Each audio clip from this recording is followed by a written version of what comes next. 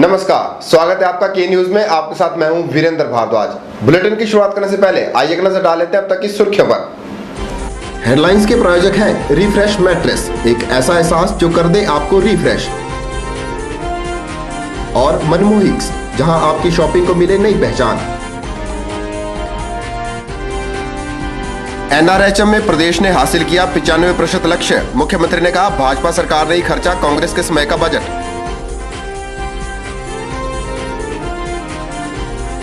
संयुक्त समन्वय समिति की वार्ता हुई विफल। प्रदेश भर में एचआरटीसी के कर्मचारी वर्क टू रूल के तहत काम पर। देश भर में याद किया गया प्रथम महिला प्रधानमंत्री स्वर्गीय श्रीमती इंदिरा गांधी को। देश की एकता और अखंडता को कायम रखने की खाई कसम।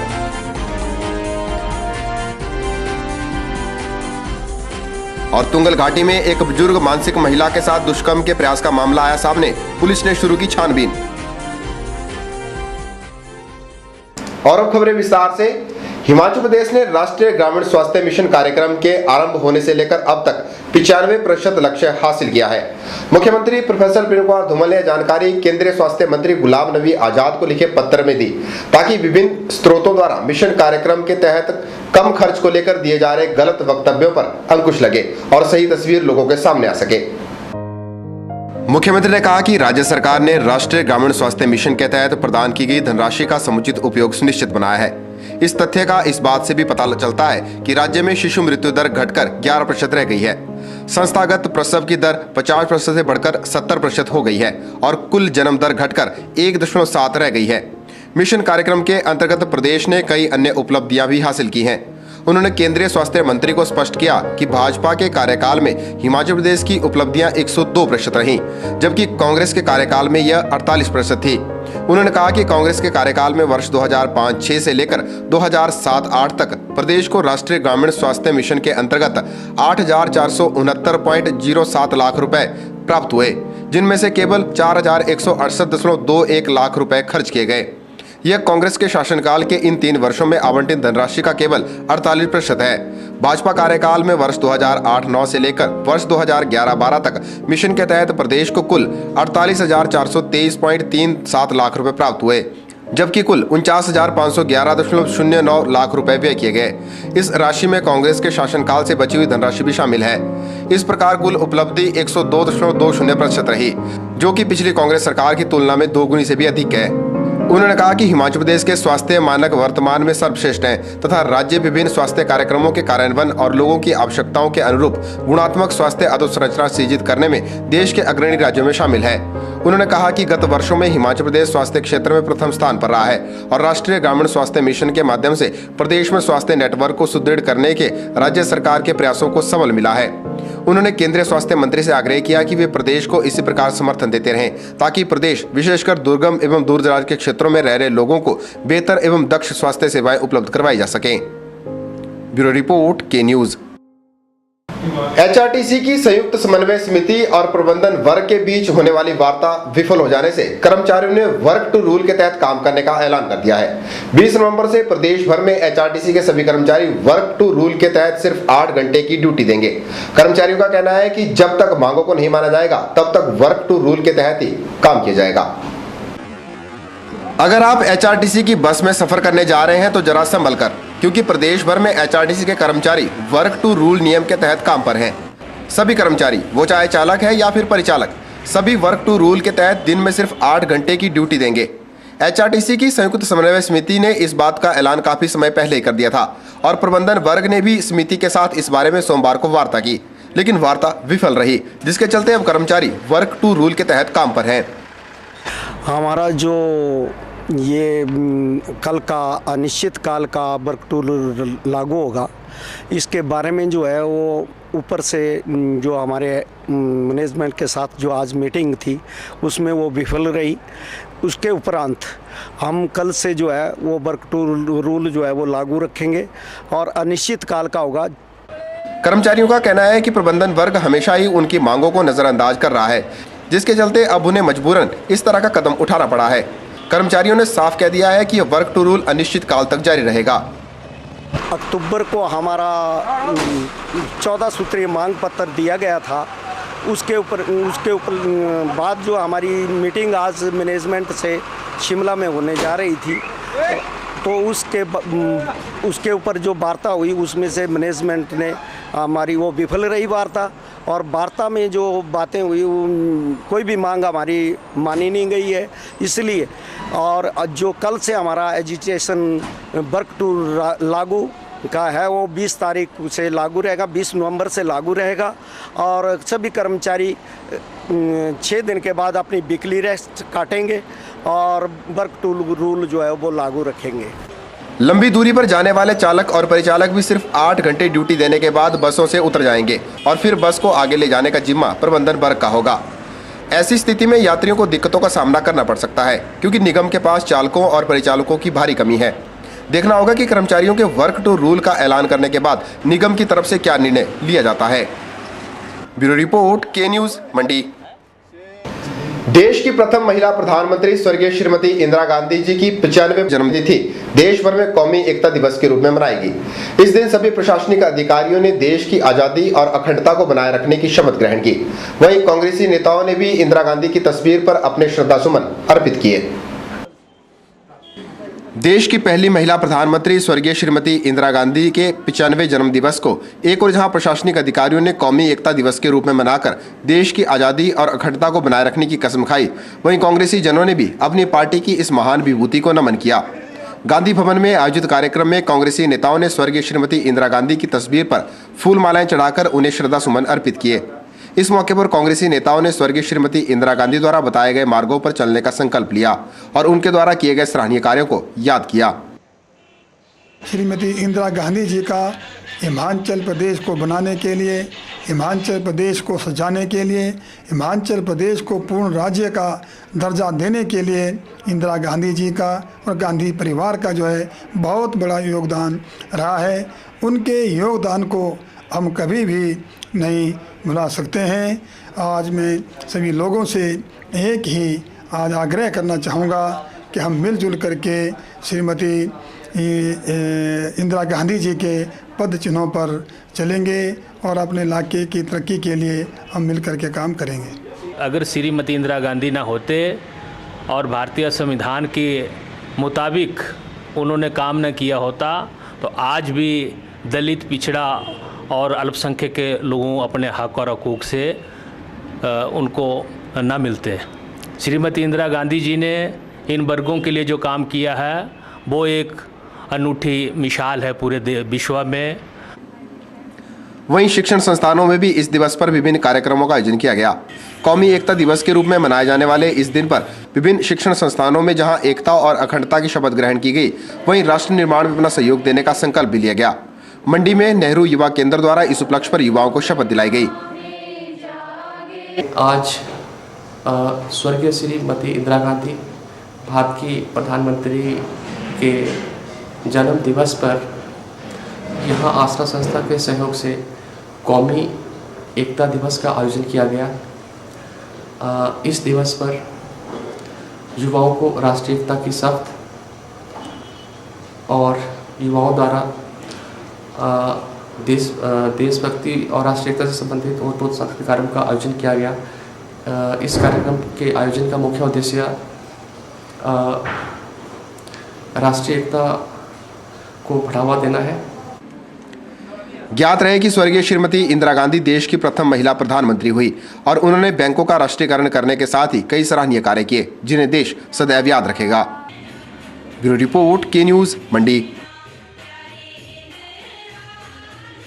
मंडी जिला रेड क्रॉस सोसाइटी द्वारा संचालित प्रयास कार्यक्रम के तहत आने वाली 23 नवंबर को सामुदायिक स्वास्थ्य केंद्र गोहर में एक दिवसीय अपंगता शिविर का आयोजन किया जा रहा है। यह जानकारी राज्य रेड क्रॉस सोसाइटी के सचिव ओपी भाटिया ने इस संदर्भ में आयोजित बैठक के उपरांत दी। उन्होंने सभी पात्र व्यक्तियों से अनुरोध किया है कि वे इस शिविर का भरपूर लाभ उठाएं। उन्होंने बताया कि शिविर में विकलांगों को एक ही छत के नीचे अपंगता पेंशन, मेडिकल, वृद्धा पेंशन और छात्रवृत्ति जैसी सुविधाओं का लाभ दिया जाएगा। शिविर में सभी विभागों के उच्चाधिकारी मौजूद रहेंगे। आगामी 23 नवंबर 2012 को सामुदायिक स्वास्थ्य केंद्र गोहर जिला मंडी में प्रयास शिविर का आयोजन किया जा रहा है। इस शिविर में भी जो पात्र व्यक्ति होंगे उनके मौके पर ही अपंगता प्रमाण पत्र मेडिकल बोर्ड द्वारा जारी किए जाएंगे।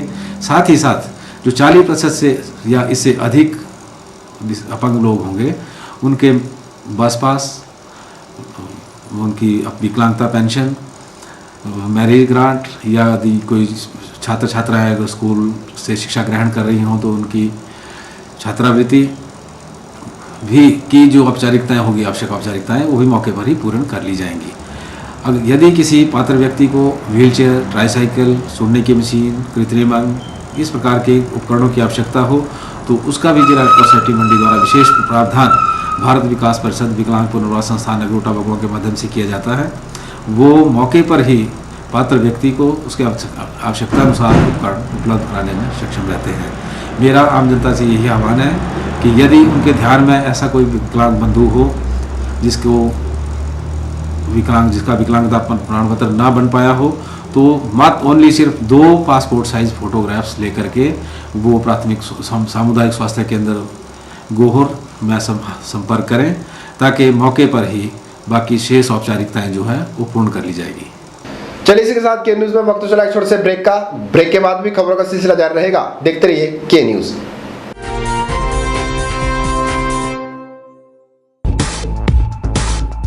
रिफ्रेश ब्रांड का मैट्रेस अब आपके लिए।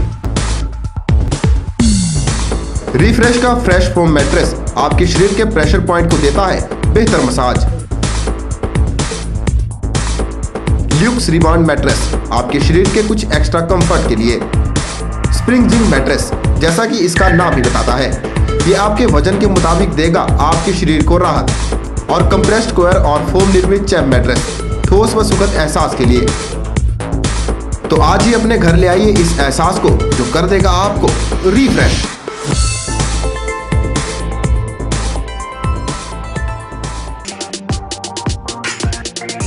Deepawali consumer price scheme buy and win at Guru Kripa Vijay stores and Shiv Shakti sales. Offer valid from 16th October to 13th November 2012 on every purchase win exciting prizes. First prize chula chimney and oven. Second prize luggages. Third prize crockery set. Fourth prize rice cooker. Fifth prize pen set. 18 consolation prizes. 10 casserole sets. 5 glass sets, 2 steam iron, 1 rice cooker. For more detail, please contact Guru Kripa, Ramnagar, Mandi, Himachal Pradesh. Vijay Stores, shop number 94, Indra Market, Mandi, Himachal Pradesh. Shiv Shakti Sales, shop number 95, Indra Market, Mandi, Himachal Pradesh.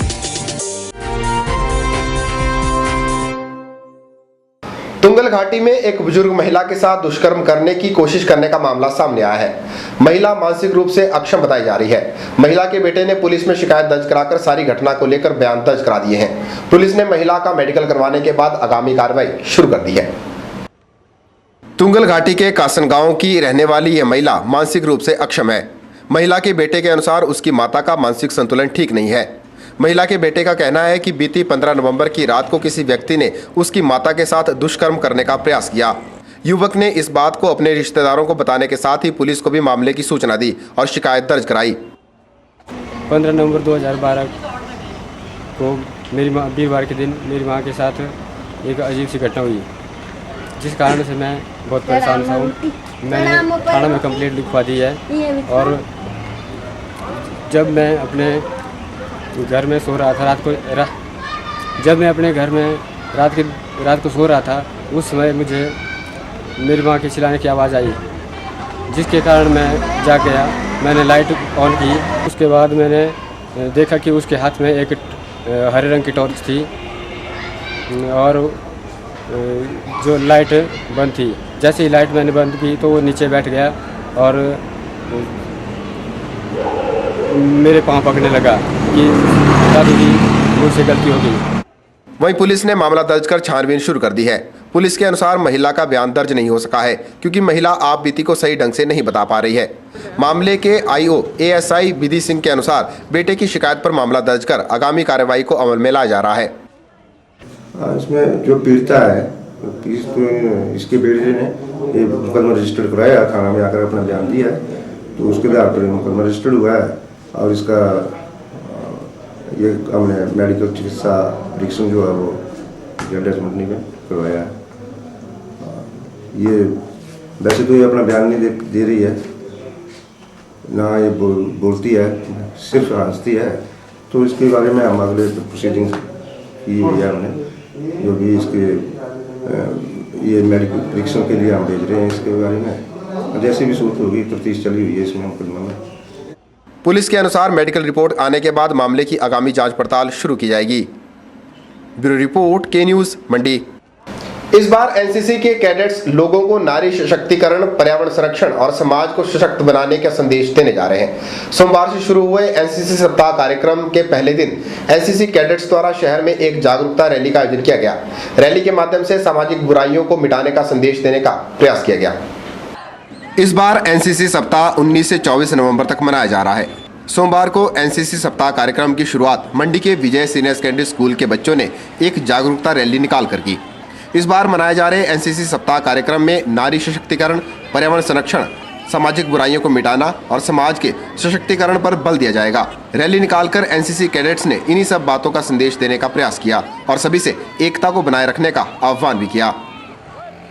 NCC week मनाया जा रहा है boys school मंडी में, और इसमें नारी सशक्तिकरण के ऊपर और समाज में पर्यावरण, सामाजिक बुराइयों और समाज का सशक्तिकरण के ऊपर जो है वो बल डाला जा रहा है। ये वीक जो है पूरे भारतवर्ष में मनाया जा रहा है। ये 19 तारीख से 24 तारीख तक जो है मनाया जा रहा है। 24 तारीख को जो है फ्लैग डे सेलिब्रेशन जो है वो मनाई जाएगी, और एनसीसी की रैली जो है हमने आयोजित की है, और इस रैली के माध्यम से लोगों को हम जो है संदेश पहुंचा रहे हैं कि एक राष्ट्र को किस तरह से सशक्त बनाया जा सकता है। राष्ट्र के सशक्तिकरण के लिए राष्ट्रीय एकता और अखंडता के ऊपर जो हम प्रकाश डाल रहे हैं, बल डाल रहे हैं। सप्ताह भर चलने वाले इस कार्यक्रम के दौरान विभिन्न गतिविधियों का आयोजन किया जाएगा, जिसमें रक्तदान शिविर, वृद्ध व्यक्तियों की सेवा जैसे कार्यक्रम भी शामिल किए गए हैं। इसके साथ ही बच्चों के लिए चित्रकला, भाषण, नारा लेखन और स्किट कंपटीशन का आयोजन भी किया जाएगा। 19 से 24 तारीख तक वीक चलेगा, और इसमें विभिन्न प्रकार की गतिविधियां जो हम चला रहे हैं, ब्लड डोनेशन से लेकर के वृद्धावस्था के ऊपर जो है मतलब वृद्ध आदमियों के ऊपर के साथ जो है वो किस तरह से हम जो है पेश आ सकते हैं, उनकी किस तरह से सहायता कर सकते हैं के ऊपर जो है हम जो है ये प्रकाश डाल रहे हैं। और आज ये शुरुआत है इसकी, और शुरुआत के दिन जो है वो हम रैली के रूप में जो इसको ये कर रहे हैं। बाकी पेंटिंग कंपटीशन और डेक्लेमेशन, अपना वन एक्ट प्ले और इस तरह से जो है उसके कंपटीशन भी जो आयोजित किए जा रहे हैं, जो कि 2-3 दिन में हमारे जो है कंप्लीट हो जाएंगे।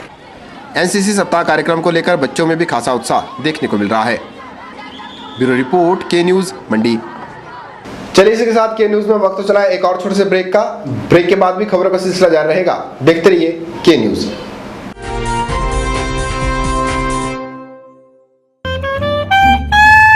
शहर के जाने माने ज्वेलरी विक्रेता वृंदा ज्वेलर आपके लिए लेकर आए हैं ज्वेलरी का एक नया शोरूम जेवर, जहां आप हॉलमार्क ज्वेलरी और सिल्वर बैंकॉक ज्वेलरी की विस्तृत रेंज खरीद पाएंगे।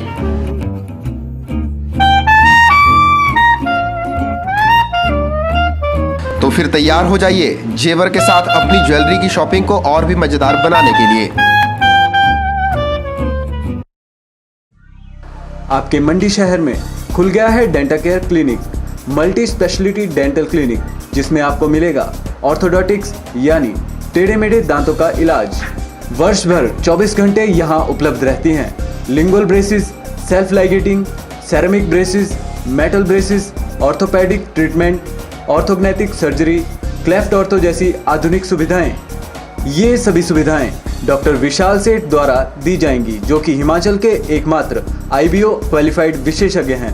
डॉक्टर विशाल हिमाचल डेंटल कॉलेज सुंदरनगर में भी सहायक प्रोफेसर के रूप में अपनी सेवाएं दे रहे हैं।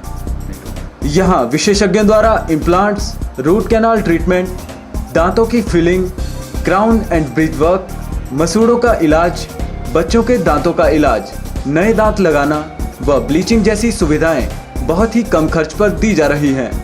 यहाँ एम्स नई दिल्ली के भूतपूर्व विशेषज्ञ व हिमाचल प्रदेश डेंटल कॉलेज सुंदरनगर के प्रशिक्षित विशेषज्ञ भी अपनी सुविधाएं दे रहे हैं। Denta care clinic, Canara bank के सामने, मंडी, हिमाचल प्रदेश। बैजनाथ क्रिकेट संघ द्वारा आयोजित की जाने वाली इंटर स्कूल क्रिकेट प्रतियोगिता का शुभारंभ हो गया है। सोमवार को शुरू हुई इस प्रतियोगिता में 20 स्कूलों से आए खिलाड़ी बच्चे भाग ले रहे हैं। 5वीं इंटर स्कूल क्रिकेट टूर्नामेंट का शुभारंभ गद्दी यूनियन के अध्यक्ष गोकुल ठाकुर ने किया। सोमवार को बैजनाथ के इंदिरा गांधी स्टेडियम में इंटर स्कूल क्रिकेट प्रतियोगिता का शुभारंभ हिमाचल प्रदेश गद्दी यूनियन के प्रदेशाध्यक्ष गोकुल ठाकुर ने किया। बैजनाथ क्रिकेट संघ द्वारा आयोजित की जा रही इस क्रिकेट प्रतियोगिता में 20 स्कूलों से आई क्रिकेट टीमें भाग ले रही हैं। 5वीं मर्तबा आयोजित हो रही इस प्रतियोगिता में विजेता और उपविजेता रहने वाली टीमों के खिलाड़ियों को ट्रॉफी और मोमेंटो देकर सम्मानित किया जाएगा। साथ ही बेस्ट बैट्समैन, बेस्ट बॉलर और मैन ऑफ द सीरीज का पुरस्कार भी रखा गया है।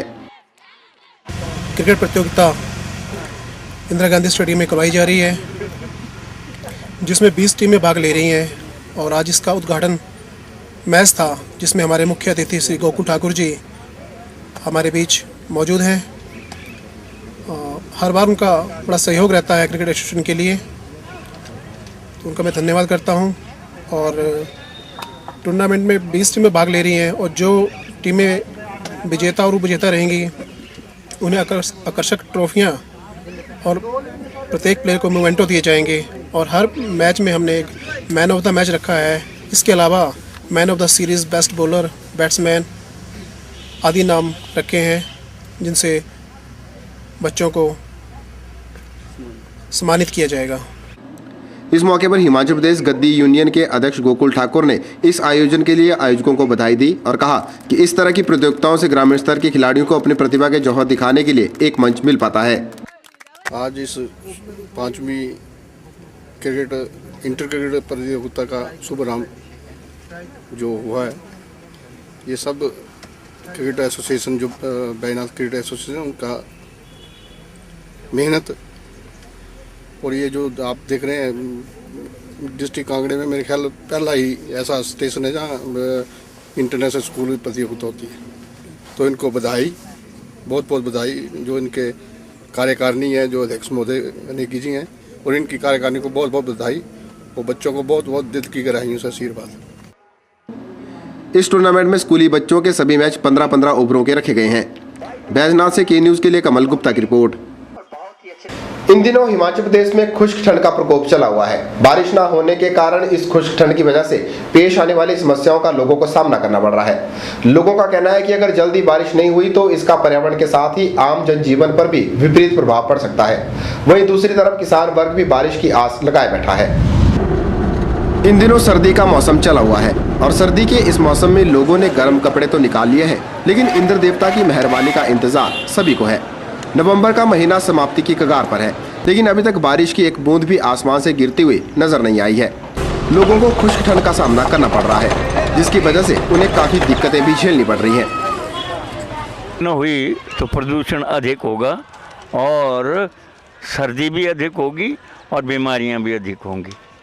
बारिश ना होने से बीमारियों का खतरा ज़्यादा होता है, धूल मिट्टी प्रदूषण ज़्यादा होता है और ठंड का प्रकोप भी सुबह शाम ज़्यादा होता है।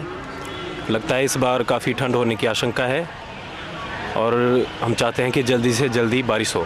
आज का जो समय है, आज बारिश होनी चाहिए थी अब तक, लेकिन काफ़ी दिनों से, अब मेरे ख्याल पिछले 2 महीनों से या 2-1.5 महीनों से बारिश नहीं हो रही है, उसके जिसके कारण आज मंडी में काफ़ी सूखा पड़ा हुआ और फसलें भी, मेरे ख्याल गेहूं की बिजाई होनी थी और अब तक गेहूं की बिजाई भी नहीं हुई। और ऐसा माहौल जो हिमाचल में बन चुका है बिना बारिश से कि बीमारियों ने भी काफ़ी जोर पकड़ लिया है। वहीं अगर मौसम विभाग की माने तो अभी तक बारिश होने के कोई आसार नजर नहीं आ रहे हैं। वहीं दूसरी ओर पहाड़ों पर हिमपात का सिलसिला शुरू हो गया है, जिसकी वजह से ठंड का प्रकोप और भी बढ़ रहा है। ब्यूरो रिपोर्ट, के न्यूज़, मंडी। के न्यूज़ के इस अंक में फिलहाल इतना ही। ताज़ा जानकारी के लिए देखते रहिए के न्यूज़ को। वीरेंद्र भारद्वाज को दीजिए इजाजत। नमस्कार।